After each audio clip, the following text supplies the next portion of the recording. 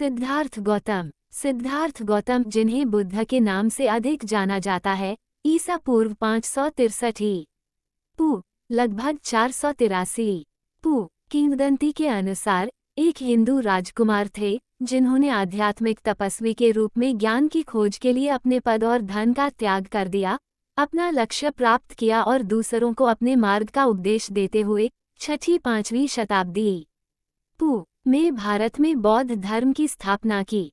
उनके जीवन की घटनाएं काफी हद तक पौराणिक हैं, लेकिन उन्हें एक वास्तविक ऐतिहासिक व्यक्ति और महावीर, जिन्हें वर्धमान के नाम से भी जाना जाता है, ईसा पूर्व 599-527 का युवा समकालीन माना जाता है, जिन्होंने सिद्धार्थ के समय से कुछ पहले जैन धर्म के सिद्धांतों की स्थापना की थी।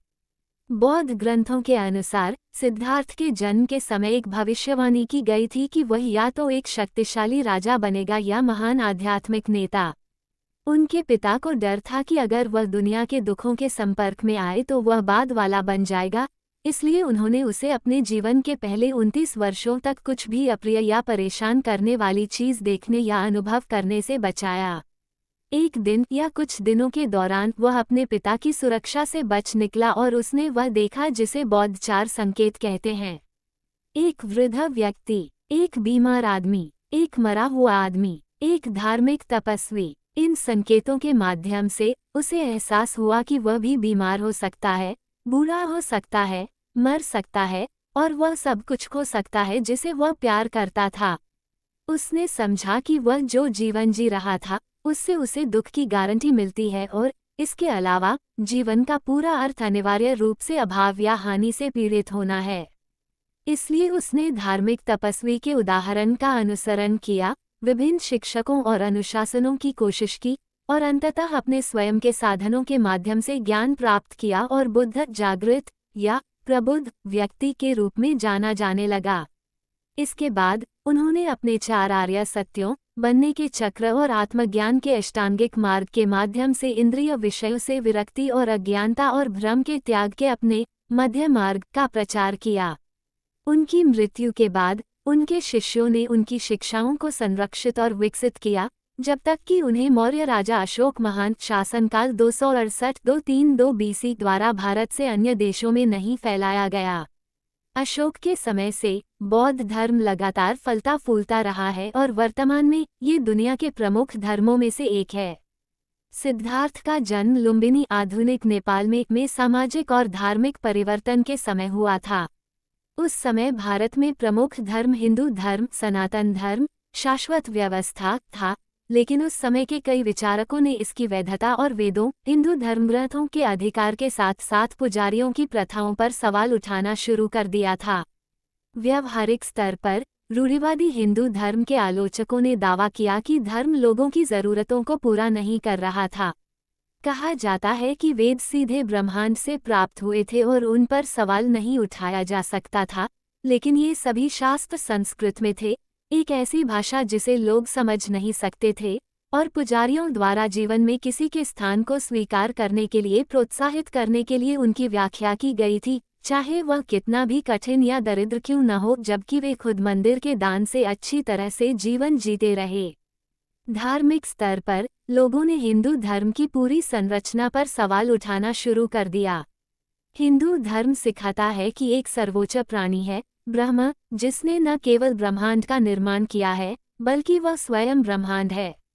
ब्रह्म ने दिव्य व्यवस्था की स्थापना की, इस व्यवस्था को बनाए रखा और मनुष्यों को इस व्यवस्था में समझ और स्पष्टता के साथ भाग लेने में सक्षम बनाने के लिए वेदों को वितरित किया। ये समझा गया कि मानव आत्मा अमर है और जीवन का लक्ष्य अपने धर्म कर्तव्य के अनुसार कर्म करना है, ताकि पुनर्जन्म और मृत्यु संसार के चक्र से मुक्त होकर परमात्मा आत्मा के साथ मिलन प्राप्त किया जा सके। ये भी समझा गया कि आत्मा कई बार भौतिक शरीर में अवतरित होगी, बार बार, जब तक कि व्यक्ति अंततः इस मुक्ति को प्राप्त नहीं कर लेता। उस समय के हिंदू पुजारियों ने जाति व्यवस्था सहित आस्था को दैवीय व्यवस्था का हिस्सा बताकर उसका बचाव किया, लेकिन जैसे जैसे नए विचार प्रसारित होने लगे, अधिक लोगों ने सवाल उठाया कि क्या वह व्यवस्था दैवीय थी, जबकि वह केवल दुखों के अंतहीन दौर को ही प्रस्तुत करती थी। विद्वान जॉन एम. कोलर टिप्पणी करते हैं, धार्मिक दृष्टिकोण से आस्था और अभ्यास के नए तरीकों ने स्थापित वैदिक धर्म को चुनौती दी। बुद्ध के समय धार्मिक विचार और अभ्यास पर हावी होने वाली मुख्य चिंता दुख और मृत्यु की समस्या थी।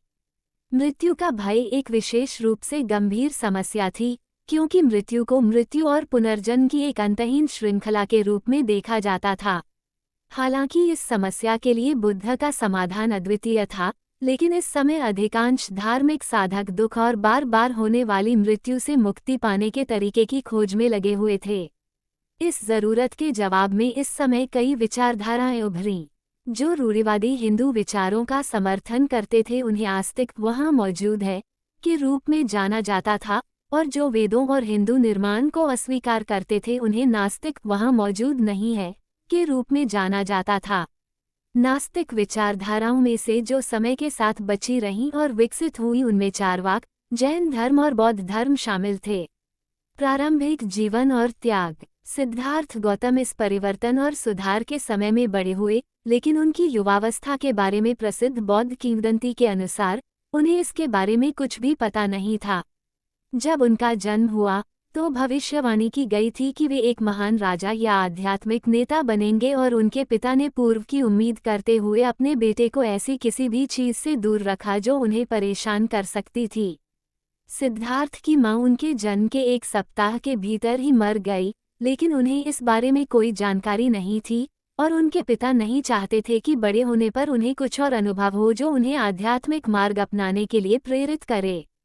सिद्धार्थ महल की सुख सुविधाओं के बीच रहते थे, विवाहित थे, उनका एक बेटा था और उन्हें अपने पिता के उत्तराधिकारी के रूप में किसी चीज की कमी नहीं थी, जब तक कि उन्हें 4 संकेतों का अनुभव नहीं हुआ।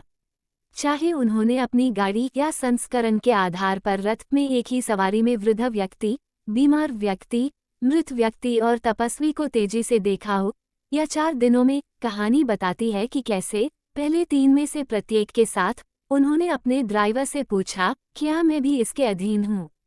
उनके कोचमैन ने जवाब दिया, उन्हें बताया कि कैसे हर कोई बूढ़ा हो गया, हर कोई बीमार हो गया और हर कोई मर गया।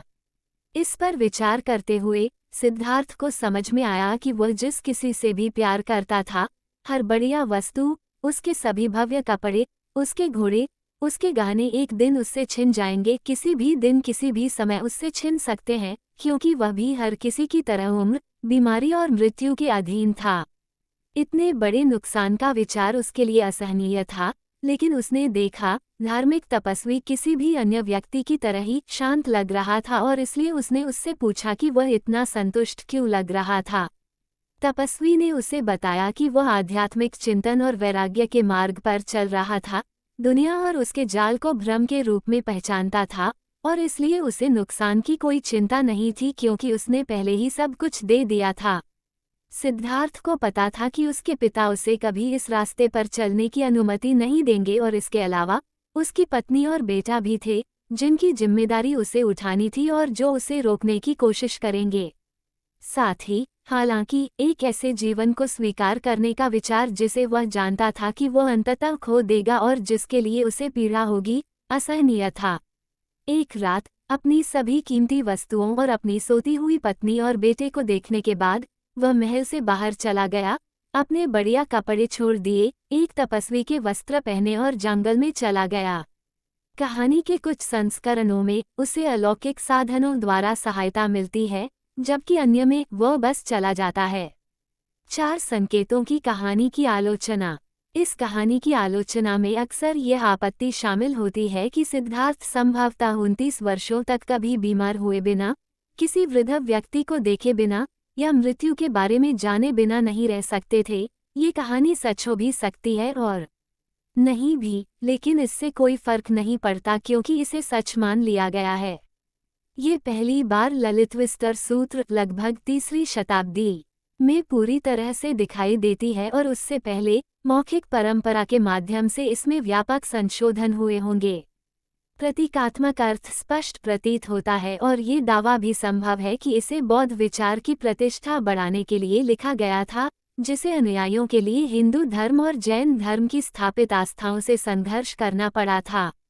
सिद्धार्थ ने सबसे पहले प्रसिद्ध शिक्षक अर्दा कलामा की तलाश की, जिनसे उन्होंने तब तक अध्ययन किया जब तक कि उन्होंने कमला के सभी ज्ञान में महारत हासिल नहीं कर ली, लेकिन उन्होंने जो शून्यता की प्राप्त की, उससे उन्हें दुख से मुक्ति नहीं मिली।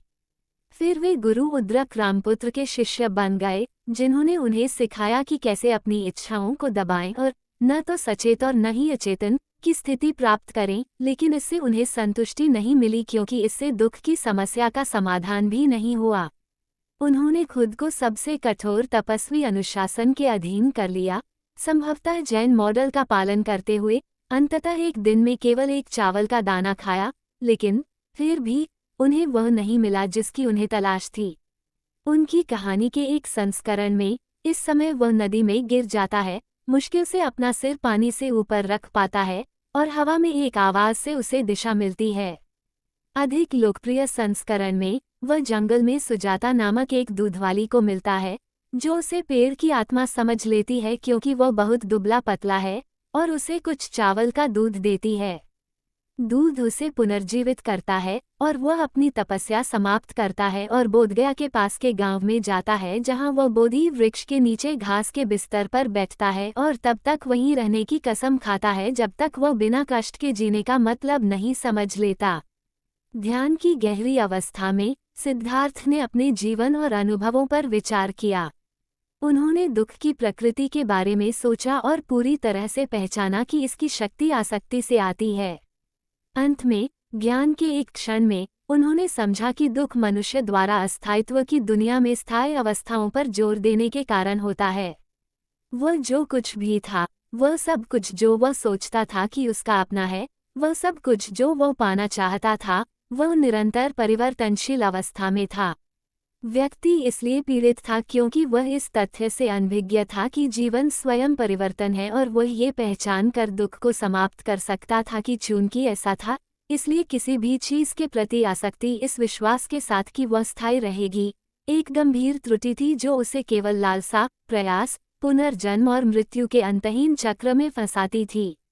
उनका ज्ञान पूर्ण हो गया था और सिद्धार्थ गौतम अब बुद्ध, प्रबुद्ध व्यक्ति थे। हालांकि अब वे अपना जीवन संतोष से जी सकते थे और अपनी मर्जी से कुछ भी कर सकते थे, लेकिन उन्होंने दूसरों को अज्ञानता और इच्छाओं से मुक्ति का मार्ग सिखाने और उनके दुखों को समाप्त करने में उनकी सहायता करने का विकल्प चुना। उन्होंने अपना पहला उपदेश सारनाथ के हिरन उद्यान में दिया, जहां उन्होंने अपने श्रोताओं को अपने 4 आर्य सत्य और अष्टांगिक मार्ग से परिचित कराया। 4 आर्य सत्य हैं। जीवन दुखमय है। दुख का कारण है लालसा। दुख का अंत लालसा के अंत के साथ आता है। एक ऐसा मार्ग है जो हमें तृष्णा और दुख से दूर ले जाता है। चौथा सत्य व्यक्ति को अष्टांगिक मार्ग की ओर निर्देशित करता है, जो दुख की गारंटी देने वाली आसक्ति के बिना जीवन जीने के लिए मार्गदर्शक के रूप में कार्य करता है। दायां दृश्य, सही इरादा, सही भाषण, सही कार्रवाई, सही आजीविका, सही प्रयास, सही सचेतनता, सही एकाग्रता, 4 आर्य सत्यों को पहचानकर और अष्टांगिक मार्ग के उपदेशों का पालन करके व्यक्ति बनने के चक्र से मुक्त हो जाता है, जो अस्तित्व का एक प्रतीकात्मक चित्रण है। चक्र के हब में अज्ञानता, लालसा और घृणा है जो इसे चलाते हैं। हब और चक्र के रिम के बीच अस्तित्व की 6 अवस्थाएं हैं: मानव, पशु, भूत, राक्षस, देवता और नरक जीव। चक्र के रिम के साथ उन स्थितियों को दर्शाया गया है जो दुख का कारण बनती हैं, जैसे शरीर, मन, चेतना, भावना, प्यास, लोभ और कई अन्य जो व्यक्ति को चक्र से बांधते हैं और उसे दुख देते हैं। 4 आर्य सत्यों को पहचानने और अष्टांगिक मार्ग का अनुसरण करने पर व्यक्ति को अभी भी हानि का अनुभव होगा, दर्द महसूस होगा, निराशा का अनुभव होगा, लेकिन ये दुख के अनुभव जैसा नहीं होगा जिसका अनुवाद पीड़ा के रूप में किया गया है, जो कभी समाप्त नहीं होता, क्योंकि यह जीवन की प्रकृति और स्वयं के बारे में आत्मा की अज्ञानता से प्रेरित होता है। बौद्ध मार्ग का अनुसरण करते हुए व्यक्ति अभी भी जीवन के सभी पहलुओं का आनंद ले सकता है, केवल इस मान्यता के साथ कि ये चीजें स्थायी नहीं हो सकती हैं। इनका स्थायी होना उनके स्वभाव में नहीं है, क्योंकि जीवन में कुछ भी स्थायी नहीं है। बौद्ध इस एहसास की तुलना डिनर पार्टी के अंत से करते हैं। जब भोजन समाप्त हो जाता है तो व्यक्ति अपने मेजबान को सुखद समय के लिए धन्यवाद देता है और घर चला जाता है, वह शाम के अंत पर रोते हुए और विलाप करते हुए फर्श पर नहीं गिरता। डिनर पार्टी की प्रकृति ऐसी है कि इसकी एक शुरुआत और एक अंत होता है। यह एक स्थायी स्थिति नहीं है और न ही जीवन में कुछ और है। किसी ऐसी चीज के खोने का शोक मनाने के बजाय जिसे आप कभी भी अपने पास रखने की उम्मीद नहीं कर सकते, आपको जो अनुभव हुआ है उसकी सराहना करनी चाहिए और जब ये खत्म हो जाए तो इसे जाने देना चाहिए। बुद्ध ने अपनी शिक्षा को धर्म कहा, जिसका अर्थ इस मामले में ब्रह्मांडीय कानून है, हिंदू धर्म की तरह कर्तव्य नहीं, क्योंकि यह पूरी तरह से किसी के विचारों के लिए निर्विवाद परिणामों की अवधारणा पर आधारित है जो किसी की वास्तविकता का निर्माण करते हैं और किसी के कार्यों को निर्देशित करते हैं। जैसा कि बौद्ध ग्रंथ धम्मपद में कहा गया है, हमारा जीवन हमारे मन द्वारा आकार लेता है, हम वही बन जाते हैं जो हम सोचते हैं। दुख एक बुरे विचार का अनुसरण करता है, जैसे एक गाड़ी के पहिए उसे खींचने वाले बैलों का अनुसरण करते हैं। हमारा जीवन हमारे मन द्वारा आकार लेता है, हम वही बन जाते हैं जो हम सोचते हैं। खुशी एक शुद्ध विचार का अनुसरण करती है, जैसे एक छाया जो कभी नहीं छूटती। व्यक्ति अपने दुख के स्तर के लिए अंततः जिम्मेदार होता है, क्योंकि किसी भी समय व्यक्ति उन प्रकार के लगाव और विचार प्रक्रियाओं में शामिल न होने का विकल्प चुन सकता है जो दुख का कारण बनते हैं। बुद्ध कुशीनगर में मरने से पहले अपने जीवन के बाकी समय में अपना संदेश देना जारी रखेंगे, जहां बौद्धों के अनुसार उन्होंने निर्वाण प्राप्त किया और एक छात्र कुंडा द्वारा भोजन परोसे जाने के बाद पुनर्जन्म और मृत्यु के चक्र से मुक्त हो गए, जिसके बारे में कुछ विद्वानों का दावा है कि उसने शायद गलती से उसे जहर दे दिया था। पेचिश से मरने से पहले उन्होंने अनुरोध किया कि उनके अवशेषों को चौराहे पर एक स्तूप में रखा जाए, लेकिन उनके शिष्यों ने उन्हें आपस में बांट लिया और बुद्ध के जीवन से जुड़े महत्वपूर्ण स्थलों के अनुरूप 8 या 10 स्तूपों में दफना दिया। जब अशोक महान ने बौद्ध धर्म अपनाया तो उन्होंने अवशेषों को खोदकर भारत भर में 84,000 स्तूपों में फिर से दफना दिया। इसके बाद उन्होंने बुद्ध के संदेश को फैलाने के लिए अन्य देशों में मिशनरियों को भेजा, जहां इसे इतनी अच्छी तरह से स्वीकार किया गया कि बौद्ध धर्म भारत की तुलना में श्रीलंका, चीन, थाईलैंड और कोरिया जैसे देशों में अधिक लोकप्रिय हो गया। एक ऐसी स्थिति जो वास्तव में जारी है और उसके बाद बौद्ध विचार और विकसित हुआ। आज सिद्धार्थ गौतम के प्रयासों की दुनिया भर में उन लोगों द्वारा सराहना की जाती है जिन्होंने उनके संदेश को अपनाया है और अभी भी जीवन की सुंदरता से चिपके बिना उनकी सराहना करने के उनके उदाहरण का अनुसरण करते हैं।